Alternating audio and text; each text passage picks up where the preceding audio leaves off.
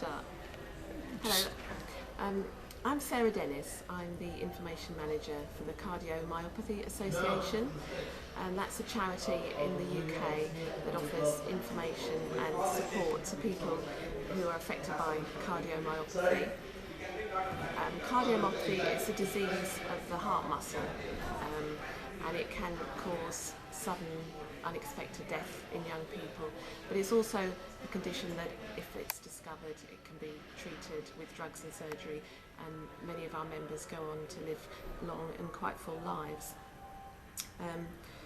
The organisation was started by an American woman called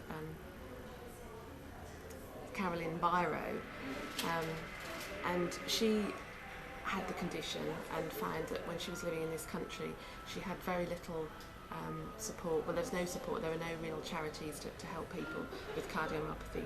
So she set the organisation up in 1989. So you may need to, sorry, can you cut that a bit? I probably need a drink. Do you want to get a glass of water or something? It's all right, sorry.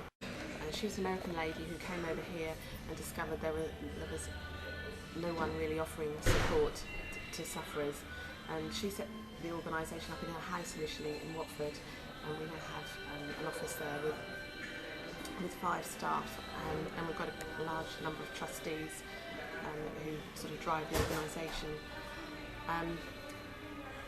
In the past the charity has been more supportive perhaps of presumed consent than it is now. We found that there was actually a very diverse view of opinion within the association.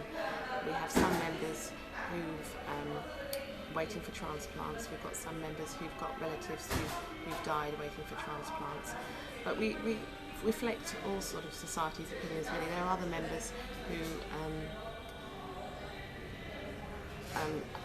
may need a transplant at some point that are a bit concerned about presumed consent. So we've got a wide variety of opinion, and we try to reflect that. We are supportive of the UK Transplant Register, and we do stories about them in our magazines. We'll carry pictures of the donor cards that a lot of people in this country carry. And we've also done stories about the fact that the register is 10 years old this year, and as part of its sort of 10-year celebrations, it's trying to get 1 million new donors onto the register this year by the end of October, and I understand it's already got 700,000 donors on there this year. Now the registry, even though you register as a donor, the hospital still needs the family to consent to the donation? Is that how it works? They do. Generally, they do seek to get that. I think this is a difficult area, really, for doctors and for families.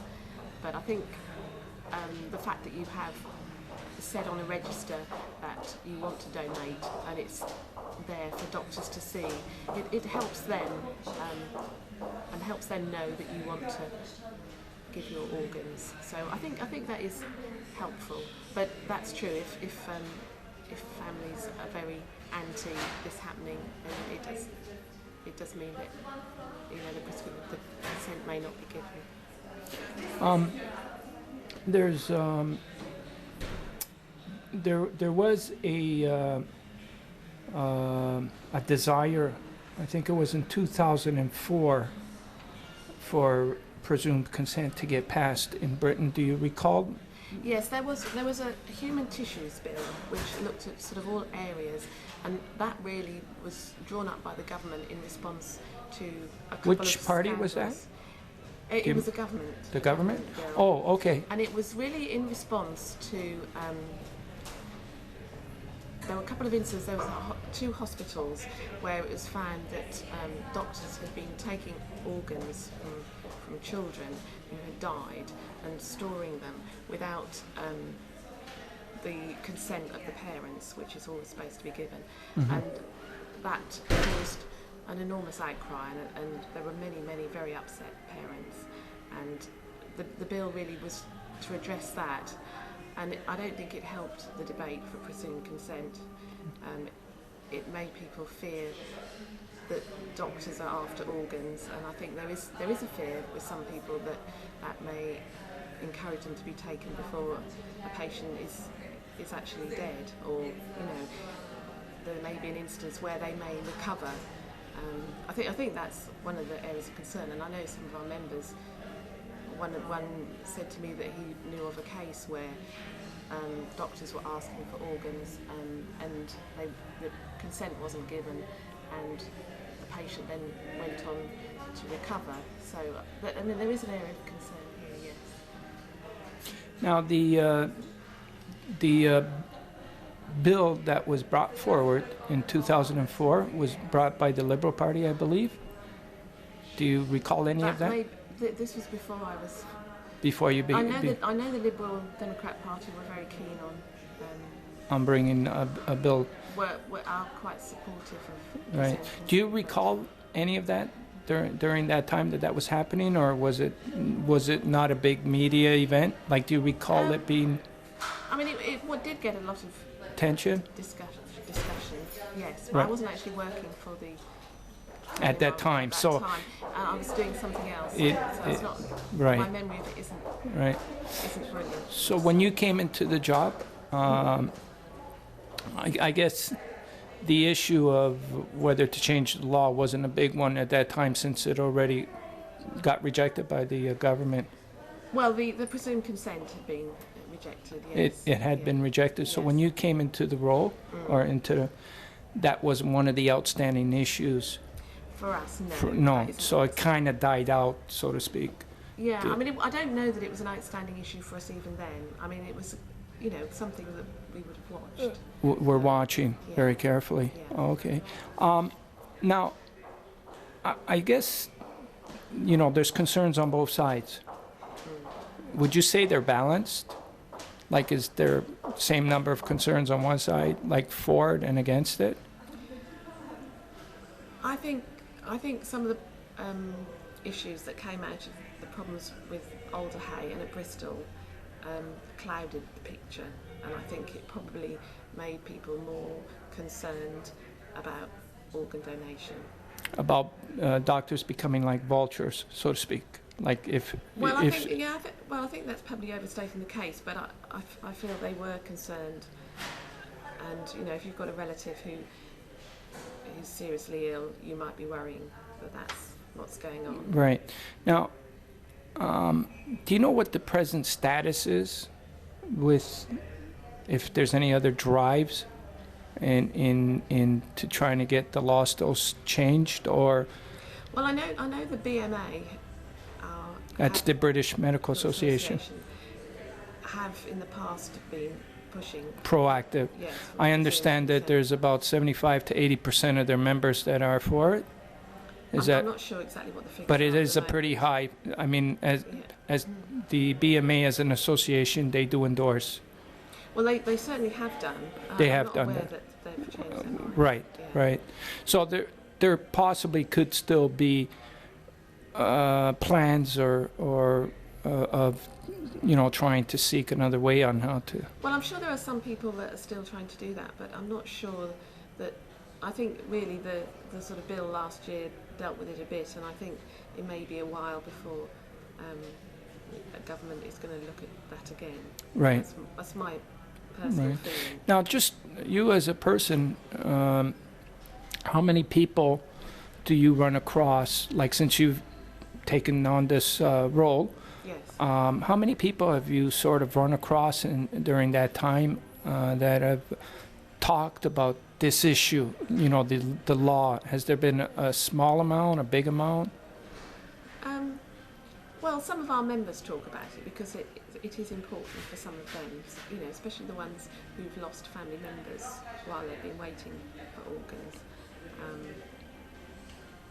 But we haven't made it a huge issue, really. Right. We are very supportive of the register. Of the register. And we do, in our magazine, we talk about the register, and we give details to people about how to register and where to go to register.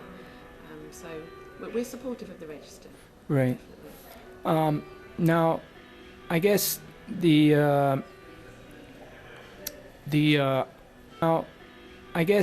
the idea of working with the present system, you know, the registry and everything is in place and trying to do everything you possibly can. But does your organization have any other, does your organizations have any other plan to investigate other means of trying to, you know, increase the rate? Like, is there, England has a very poor rate right now. I think there are 20% of people are on the register, but I know that doesn't necessarily mean that. No, You know, no. that So the way it turns out, though, at the end is that the people that are receiving these precious gifts is much lower than most other countries in Europe, and you know. So knowing that, is there any other ideas or plans to try and address that in this country. in this country? Well, I know the government is spending money on sort of donor liaison nurses. They think there's a route to go down to. I think that's a bit like the Spanish model, where there are more sort of trained people to handle families at these difficult times, and to encourage them to donate organs from their loved ones. Yes. So in your opinion, your personal opinion, would you like to see more done about this, or do you think there's enough being done? I think it's a very difficult area, and I think people need to be sure that their loved ones want to donate and that they're happy with it. It's a very stressful time for them, and I think it would be a shame if we got into a situation where organs were being taken from people and their relatives didn't want it to happen. Now, just on that note, any doctor that would do that would get persecuted just like any other person committing a crime, because that is a criminal offense. Is that correct?